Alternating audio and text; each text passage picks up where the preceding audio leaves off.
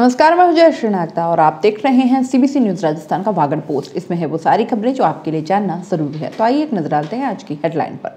साधारण सभा में हंगामा, उप प्रधान ने लगाया आरोप, बिना निविदा के कॉम्प्लेक्स की दुकानें आवंटित कर दी। गलियाकोट पंचायत समिति की साधारण सभा में पंचायत समिति सदस्य और सरपंचों ने जताया आक्रोश। पारा 25 डिग्री पर, अगले 5 दिन में शीतलहर चलने की संभावना। चचेरे भाई भतीजे ने जमीन विवाद में बुजुर्ग को लाठी और पत्थर से पीट कर मार डाला। श्री राम कथा में सीता की विदाई, आज होगा हवन व भंडारा। और अब खबरें विस्तार से। पंचायत समिति साधारण सभा की बैठक प्रधान जयप्रकाश पारगी की अध्यक्षता, जिला प्रमुख सूर्या आहारी के मुख्य आतिथ्य में हुई। पंचायत समिति सभागार में उपखंड अधिकारी राजेश मीणा, उप प्रधान कमला डिंडोर, विकास अधिकारी रघुवीर मीणा मौजूद रहे। इस दौरान बिजली, पानी, सड़क समेत विभिन्न मुद्दे छाए रहे। पंचायत समिति बैठक में रसद विभाग, सिंचाई विभाग से कोई अधिकारी उपस्थित नहीं हुआ। कुछ विभाग से अधिकारी उपस्थित नहीं होकर कार्मिकों को भेजकर महज औपचारिकता पूरी की।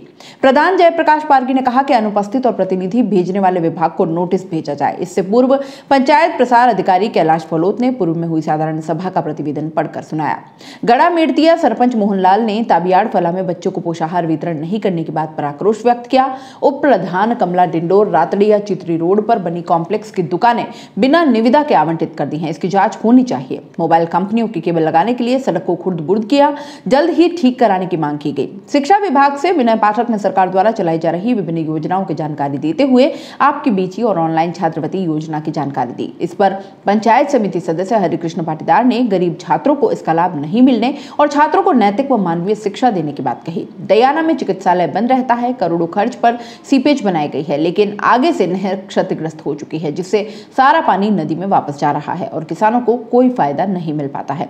लाइनमैन द्वारा गांव में 200 रुपए लेने का आरोप भी लगाते हुए आक्रोश व्यक्त किया गया। मौसम में बदलाव का दौर लगातार बना हुआ है। सुबह कोहरा छाया रहा तथा आसमान में भी बादल नजर आए। वातावरण में भी हल्की धुंध छाई रही। हवा में गत रोज की अपेक्षा ठंडक ज्यादा महसूस की गई। मौसम विभाग की माने तो आसमान में बादल और वातावरण में कोहरा से एक बार फिर बेमौसम बारिश की संभावना बढ़ने लगी है। कृषि विज्ञानियों के अनुसार मौसम विभाग की माने तो आगामी 5 दिन तक न्यूनतम तापमान में कमी आएगी तथा तापमान 8 डिग्री तक गिर सकता है। आसमान में हल्के बादल छा सकते हैं तथा बारिश की भी संभावना है। हवा की गति 7 से 10 किलोमीटर प्रति घंटा के वेग से उत्तर पूर्व से पश्चिम दिशा की ओर चलने की संभावना है, यानी कि आगामी 5 दिनों में डूंगरपुर वासियों को सर्दी फिर से सता सकती है। उत्तरांचल की बर्फीली हवाएं लोगों को सर्दी का आभास कराएंगी। मौसम विभाग ने आगामी 5 दिनों में ठंडी हवाएं चलने की चेतावनी दी है। इधर सर्दी में बढ़ोतरी को लेकर चिकित्सकों ने सलाह दी है कि परिवार के बच्चे व बुजुर्गों को सर्दी से बचाकर रखें। ठंडी हवाएं तबीयत खराब कर सकती हैं, ऐसे में सिर को वुलन टोपी से ढककर रहें तथा गर्म कपड़े पहने रहें। भोजन में भी गर्म तासीर वाली खाद्य सामग्री का प्रयोग करें, जिससे सर्दी अपना असर दिखाते हुए बीमार न कर सके। और यहां रुकेंगे एक छोटे से ब्रेक के लिए। ब्रेक के बाद जल्द हाजिर होंगे।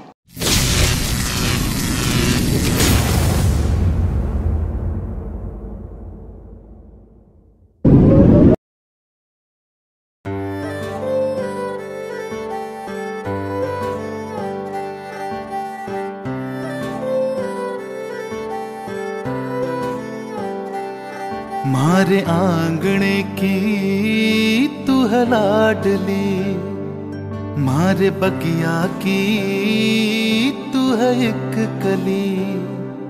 मारे आंगणे की तू है लाडली, मारे बगिया की तू है एक कली। जद छोड़ के तू जाएगी हमें लाडो, याद तेरी घनी आएगी। मारे आंगणे की तू है लाडली, मारे बगिया की तू है एक कली। सोजतिया ज्वेलर्स, रिश्तों को नहीं दिलों को जोड़े। ब्रेक के बाद आपका स्वागत है। दमोला पुलिस थाना क्षेत्र के बोड़ामली गांव में जमीन विवाद में चचेरे भाई और भतीजे ने बुजुर्ग को लाठी व पत्थरों से पीट कर मौत के घाट उतार दिया। घटना मंगलवार रात 1 बजे से 4 बजे के बीच की बताई जा रही है। बुजुर्ग की हत्या करने के बाद आरोपी चचेरा भाई व भतीजा मौके से फरार हो गया है। पुलिस मामले की जांच में जुटी है। घटना के बाद गाँव में सनसनी फैल गई। दरअसल मृतक 75 वर्षीय पन्नालाल और उसके चचेरे भाई शंकर के बीच लंबे समय से जमीन को लेकर विवाद चल रहा था। इसी विवाद को लेकर मंगलवार रात करीब 1 से 4 बजे के बीच शंकर और उसके बेटे ताजू ने अपने ही चचेरे भाई पन्नालाल की लाठियों और पत्थर से जमकर मारपीट की। इसके पन्नालाल लहूलुहान होकर खेतों में गिर गया।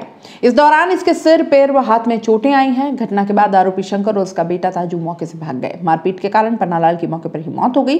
सूचना मिलते ही सिमलवाड़ा डीएसपी रामेश्वर लाल, थानाधिकारी दलपत सिंह राठौड़, मय जाप्ता मौके पर पहुंचे। इस दौरान घर के आसपास लोग एकत्रित हो गए। आसपास के लोगों ने पुलिस को घटना से अवगत करवाया। कानून व शांति व्यवस्था बनाए रखने के लिए पुलिसकर्मी बालकृष्ण पाटीदार, रंजीत सिंह, भीमराज, गोविंद सिंह, जीतमल शामिल रहे। इसके बाद शव को सिमलवाड़ा अस्पताल की मोर्चरी में रखवाया गया। मेडिकल बोर्ड से पोस्टमार्टम कराने के बाद शव परिजनों को सौंप दिया है। पुलिस की मौजूदगी में मृतक के शव का अंतिम संस्कार किया गया। गांव जसाना में गोसाई महाराज की समाधि पर चल रही श्री राम कथा में बुधवार को कथावाचक सुखदेव महाराज ने कहा कि माता पार्वती की मांगलिक विदाई के बाद कैलाश पहुंचकर गौरीशंकर ने सदगृहस्थ का पालन किया। श्रद्धा रूपी पार्वती एवं विश्वास स्वरूप महादेव के मेल से उत्पन्न हुए पुरुषार्थ रूपी कार्तिकेय ने गणेश रूपी विवेक के साथ मिलकर समाज में फैले पाखंड और भ्रम रूपी ताड़कासुर का व्रत किया। भगवान शंकर पार्वती समाज सुनाते हुए उपस्थित जनसमूह को समझाया कि जो प्रश्न पार्वती जी के हैं वही प्रश्न आज के समाज के हर व्यक्ति के होने चाहिए। जो उत्तर भोलेनाथ ने पार्वती को दिए उसी के विराट रामायण नाम का ग्रंथ प्रकट हुआ। पार्वती ने भोलेनाथ से प्रश्न किया कि भगवान निर्गुण और निराकार हैं, तो ऐसा कौन सा कारण, कौन सी परिस्थिति का निर्माण हुआ जिसे निर्गुण को सगुण और निराकार को साकार बनना पड़ा। भोलेनाथ ने कहा कि भागीरथ की गंगा तो कुछ ही प्रदेशों को पवित्र कर पाती है, पर श्री राम कथा की गंगा अनंत काल तक सर्वत्र पावन होने का सुगम साधन उपलब्ध कराती है। कथा के दौरान सीता की विदाई का प्रसंग सुनाया गया। संयोजक रमेश बेनीवाल ने बताया कि गुरुवार को समाधि पर हवन यज्ञ व भंडारे का आयोजन किया गया। वहीं गुरुवार को अष्टमी के दिन गोसाई महाराज की समाधि पर मेला भरा और शुक्रवार को कथा का समापन हुआ। वागड़ पोस्ट में फिलहाल इतना ही। दीजिए इजाजत, नमस्कार। सीबीसी न्यूज राजस्थान की यह खबर आपको कैसी लगी नीचे कमेंट करके जरूर बताएं। अगर आप YouTube पर देख रहे हैं तो सीबीसी न्यूज का चैनल सब्सक्राइब करिए, पास में दिख रहे बेल आइकन को भी दबाइए ताकि जब भी हम आपके लिए कोई खबर, कोई जानकारी लेकर आए तो सबसे पहले आपके पास नोटिफिकेशन पहुंचे। अगर आप Facebook पर देख रहे हैं तो सीबीसी न्यूज का पेज लाइक करिए। अगर आप Instagram पर देख रहे हैं तो आप हमें फॉलो कर सकते हैं।